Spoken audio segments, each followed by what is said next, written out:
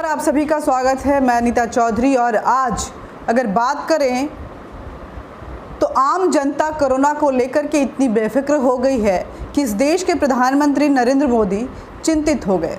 उन्होंने एक उच्च स्तरीय बैठक बुलाई और तीसरी लहर से लड़ने के लिए किस तरह की तैयारियां हैं, ऑक्सीजन की उपलब्धता कितनी है और किस तरह की रणनीति बनाई जाए, इसको लेकर के बैठक की। इस बैठक में कहीं ना कहीं सारी तैयारियों को लेकर पूरा ब्यौरा दिया गया। प्रधानमंत्री इन चीज़ों को लेकर के काफ़ी संजीदा नज़र आए। आपको बता दें कि पहले ही प्रधानमंत्री ने 23,000 करोड़ की फंडिंग कोरोना की तीसरी लहर से लड़ने के लिए जारी कर दी और तैयारियों को लेकर के लगातार समीक्षा हो रही है। लेकिन इस बैठक के जरिए प्रधानमंत्री मोदी ने एक तरह से कहें तो आम जनता की बेफिक्री और तफरी पर कहीं ना कहीं जो ये मनमानी चल रही थी उस पे चेतावनी भी दे डाली है कि आप संभल जाइए, सुधर जाइए। आपने देखा कि किस तरह से दूसरी लहर ने देश में तबाही मचाई थी। आपकी ये बेफिक्री कहीं तीसरी लहर को आने का मौका ना दे दे और जब ये आए तो ऐसा ना हो कि ये बिल्कुल अनकंट्रोल रहे, क्योंकि आपकी ये तफरी वाली आदत कहीं ना कहीं देश पे भारी पड़ने वाली है।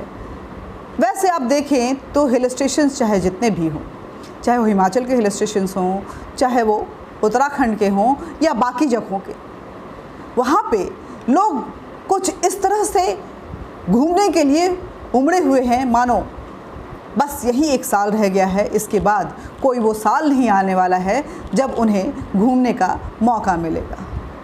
अरे थोड़ा तो सब्र कर डालो। टीकाकरण 80% की हो जाने दो। 1 साल 1.5 साल अपने मन को बांध लो, मत जाओ घूमने, ज़रूरी काम के लिए ही बाहर निकलो। सोशल डिस्टेंसिंग को मेंटेन करो, मास्क लगाओ और कोरोना प्रोटोकॉल को फॉलो करते हुए जो ज़िंदगी के न्यू नॉर्म्स हैं उसके तहत लाइफस्टाइल आगे बढ़ाओ, कुछ तो मान जाओ। ये एक आग्रह भी है। बार बार ये बातें कही जा रही हैं। हम जब किसी को फ़ोन भी करते हैं तो इस बात की याद दिलाई जाती है कि कोरोना प्रोटोकॉल को आप फॉलो करें, मास्क पहने, सोशल डिस्टेंसिंग मेंटेन करें, सैनिटाइज़र का इस्तेमाल करें। ये सारी बातें पिछले 1.5 साल से देखें तो लगातार कही जा रही हैं, मगर लोग हैं कि मानने का नाम नहीं ले रहे हैं। शायद उन्हें डर लगता ही नहीं है। इस मीटिंग में संजीदगी जो दिखाई गई उसमें ये भी देखा गया कि आखिर किस राज्य को कितनी ज़रूरत हो सकती है अगर ये तीसरी लहर दस्तक देती है तो। क्योंकि आपने देखा होगा कि दिल्ली सरकार पिछली बार जब दूसरी लहर आई तो किस तरह से अफरा तफरी मचा रही थी और ज़रूरत से ज़्यादा ऑक्सीजन और दवाइयों का डिमांड कर रही थी, जिसको लेकर के कोर्ट की एक कमेटी ने जब रिपोर्ट दिया तो बेहद चौंकाने वाला था, जिसमें डिमांड इतनी ज़्यादा थी कि तकरीबन 12 राज्य उसकी वजह से सफ़र कर रहे थे। उनको पर्याप्त ऑक्सीजन नहीं मिल पा रहा था, पर्याप्त सुविधाएं नहीं मिल पा रही थी अरविंद केजरीवाल की इस अफरा तफरी वाली कोरोना पॉलिटिक्स की वजह से। इसको भी ध्यान में रखा गया। आपको बता दें कि महाराष्ट्र, तमिलनाडु ये ऐसे राज्य हैं जहाँ पे अभी भी कोरोना थमने का नाम नहीं ले रहा है।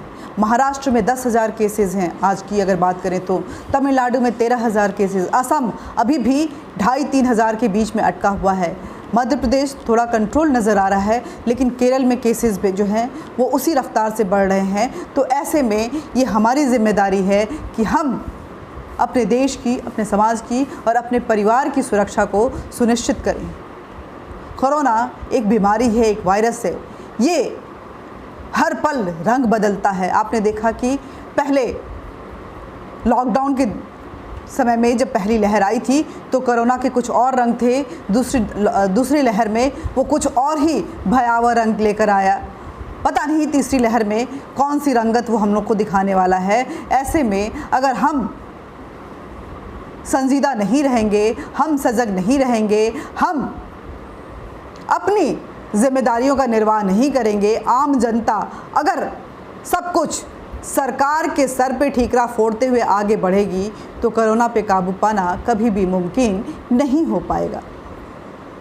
और इस मीटिंग से कहीं ना कहीं यही संदेश दिया गया है, एक जगाने की कोशिश की गई है।